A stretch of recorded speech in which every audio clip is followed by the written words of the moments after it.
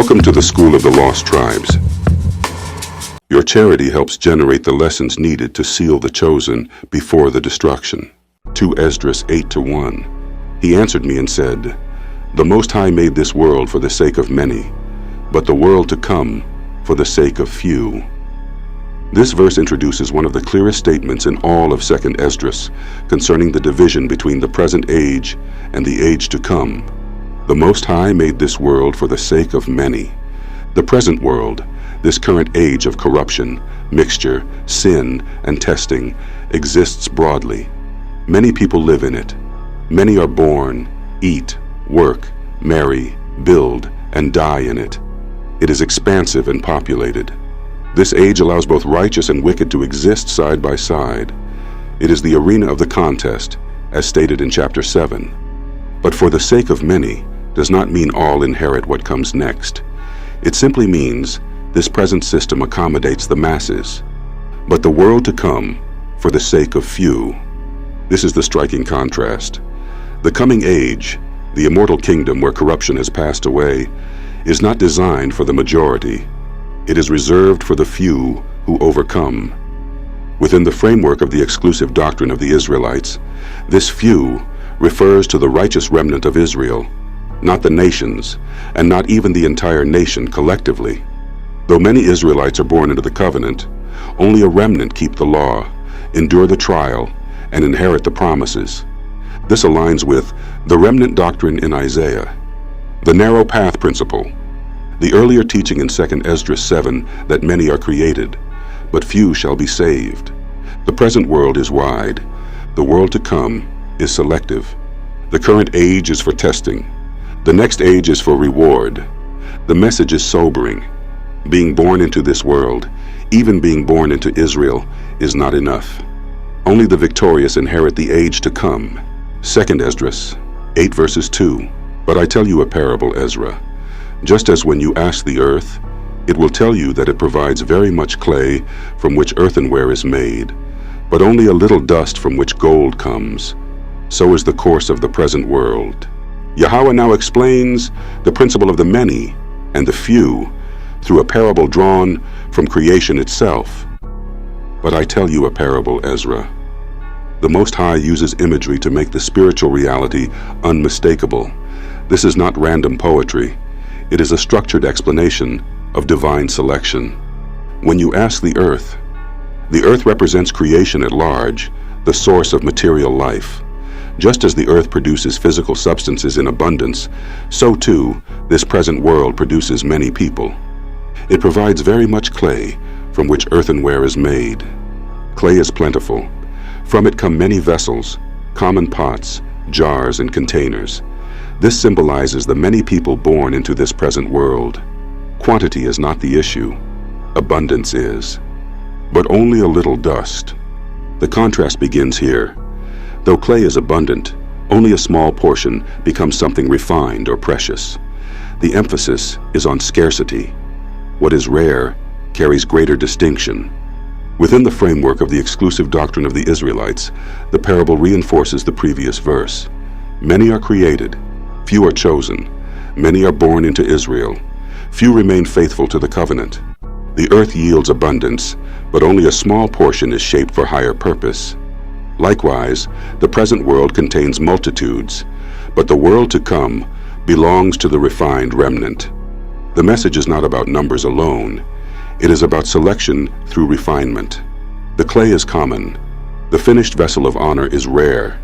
2 Ezra 8:3. Many have been created, but few shall be saved. This verse states plainly what the previous parable illustrated.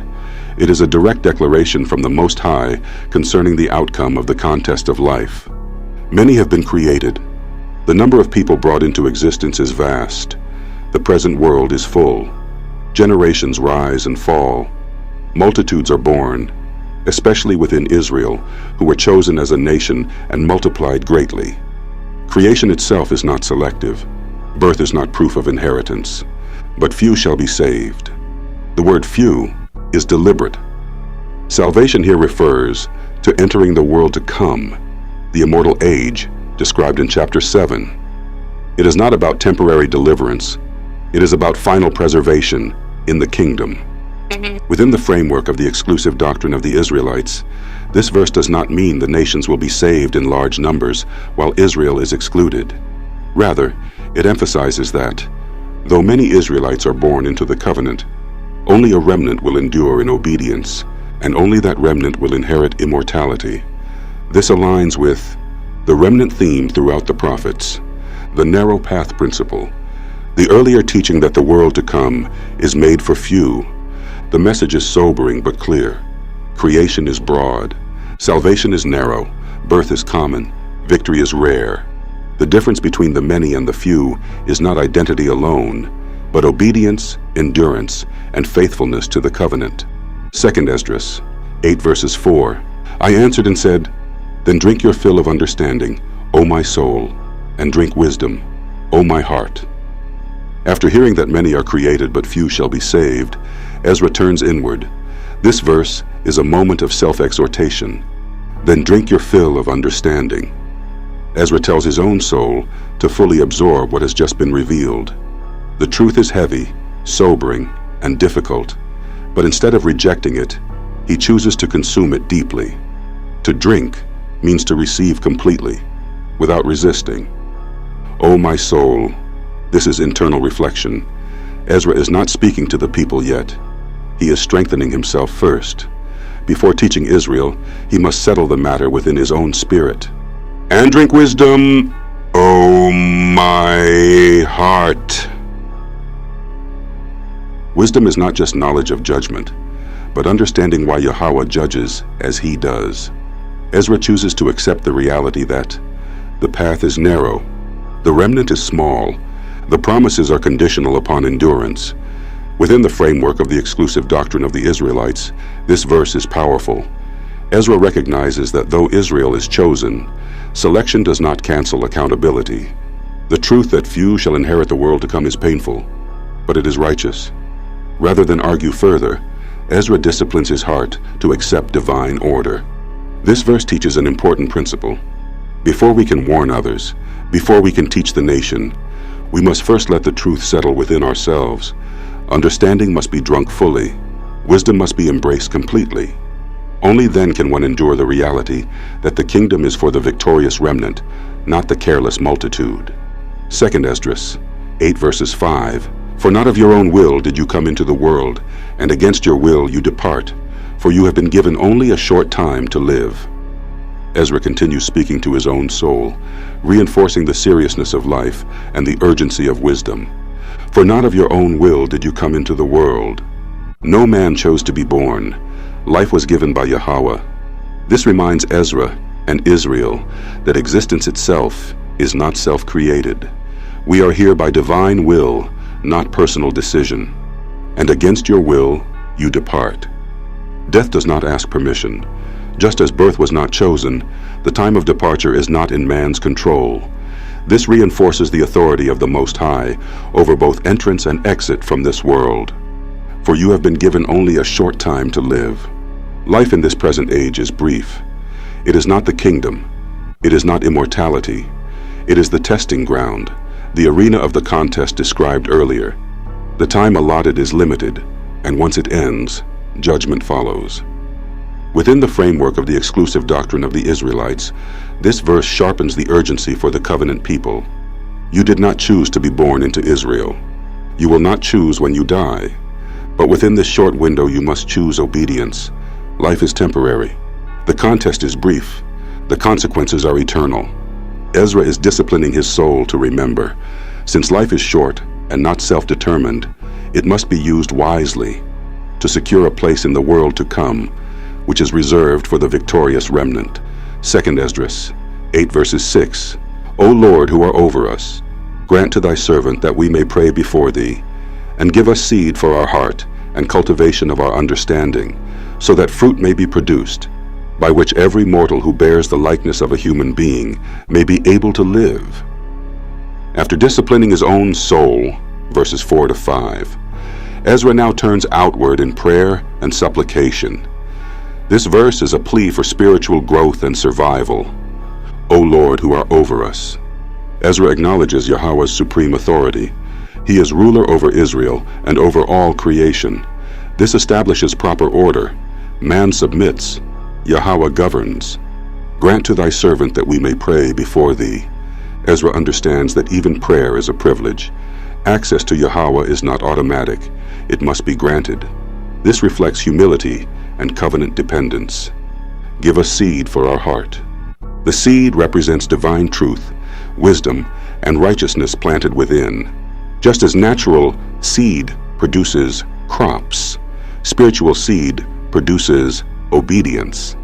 Ezra is asking Yahweh to plant within Israel the internal capacity to choose life and cultivation of our understanding. Seed alone is not enough. It must be cultivated.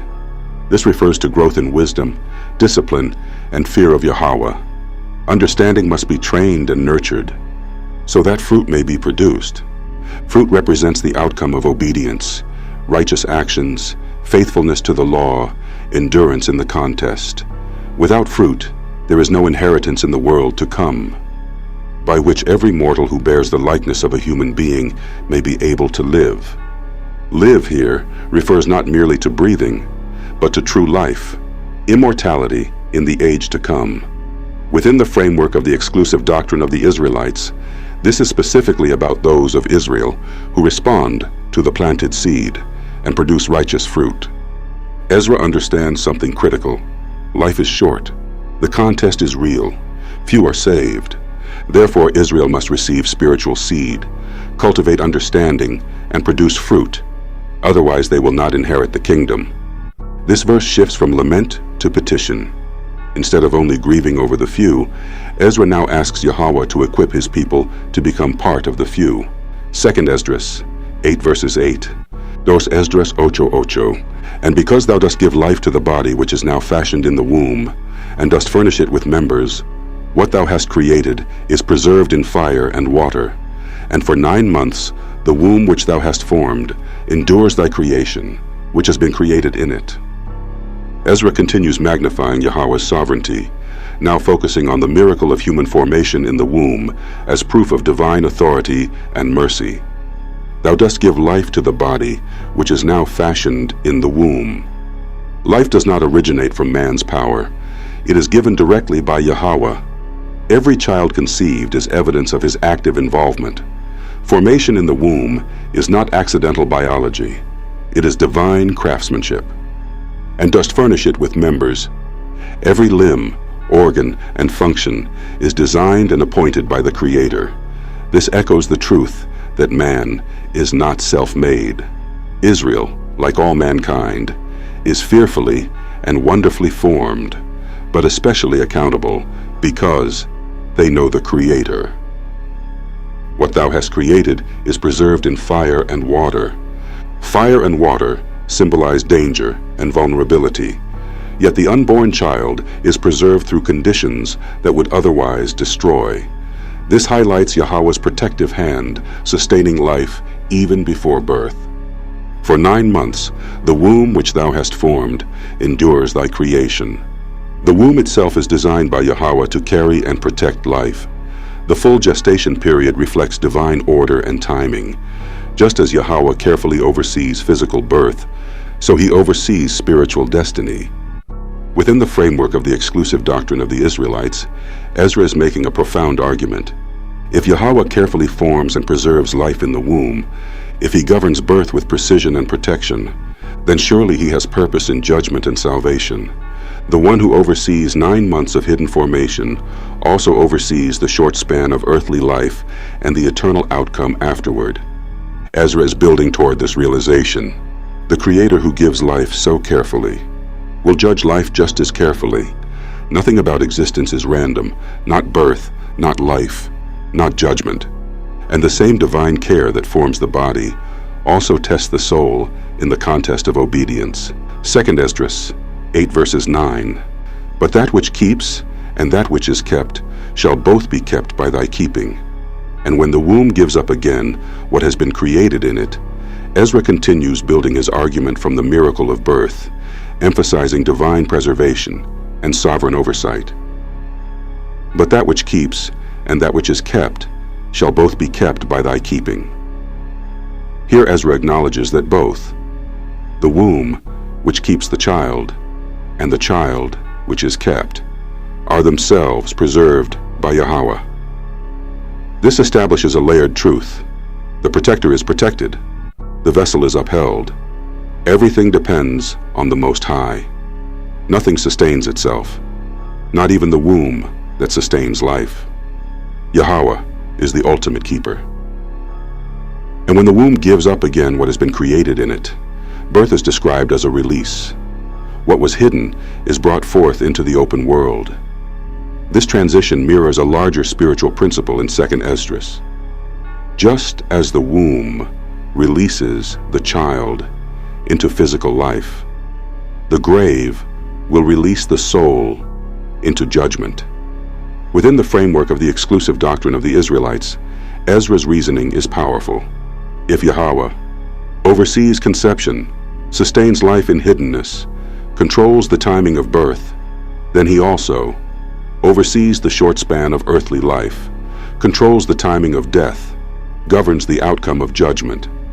Ezra is carefully showing that divine justice is not arbitrary. The one who preserves life in secret is the same one who preserves souls for reward or punishment. Birth is ordered. Life is ordered. Death is ordered. Judgment is ordered. Nothing escapes his keeping.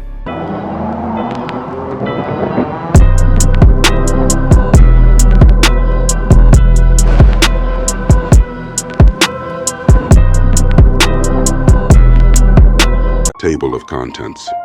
Introduction. Yahweh's exclusive covenant with Israel. The purpose of this book. No disparagement of non-Israelite races. The foundations used throughout this book. On the right foundation, Israel's covenant exclusivity. Believing Yahweh Shai and the consequences of unbelief. The exclusive nature of Israel in the Old Testament. The exclusive nature of Israel in the New Testament. Part 2. Replacement Theology, examined. Dare we say the Church has replaced the 12 tribes of Israel, hope, the law, and Israel in the New Testament, the exclusivity of Israel in Ephesians, Philippians, and beyond, redemption and the many, the exclusive nature of Israel in the letters of James, Peter, John, and Jude, Israel in the book of Revelation, reactions and doctrinal challenges. Next steps in the book. Common reactions to Israel's exclusivity. Reactions to the exclusive doctrine of Israel, expanded. Are there 2 or 3 witnesses for exclusive Israel? Separation, the world, and the gospel. Word meanings. Understanding separation and the world. The world, cosmos, or oikoumeni. The 2 differing gospels. Stumbling blocks to an exclusive Israel doctrine. Case studies, Israelites in dispersion. Peter's sheet vision, a closer examination. The Ethiopian eunuch, an Israelite in dispersion. The widow of Sarepta, an Israelite in dispersion. The Lord's Prayer, an exclusive Israelite perspective. Extra-scriptural doctrines exposed. The extra-scriptural doctrine of Judeans and Gentiles. Can strangers become Israelites? In thee shall all nations be blessed. That unfortunate word, Gentile. Yahweh Shai's ministry was not primarily to the Judeans or in Judea. Identity, history, and deception. Could the modern Judeans be Israel? Can the Judeans be identified? Josephus in his comments on the Judeans. Does Edom have any marks of identification today? Judeans who are non-Semitic. Historical commentary and records. What is their blasphemy? Anti-Semitism. A tool for deception. Religious and political nonsense. Galatians, promise, and heirship. Galatians and Israel exclusivity. Interpreting Galatians in light of Israel exclusivity. Christos without Yesu, Messiah without Jesus. Can the promises to Abraham's seed be spiritualized? Who are the heirs according to the promise? In Christ versus in Jesus. Neither Judean nor Greek. Who are the Greeks? Israel in the entire New Testament. sonship, adoption, and faith. Isaac, hearing faith and freeborn sons. In thee shall all nations be blessed. Revisited. The promise in thy seed in the New Testament. The biblical concept of adoption. The placement of a son. Analysis of the 5 adoption verses. Understanding the sons of Yahweh and the doctrine of adoption. Pilgrims, strangers, and Israel, New Testament strangers. Seed, rebirth, and sowing.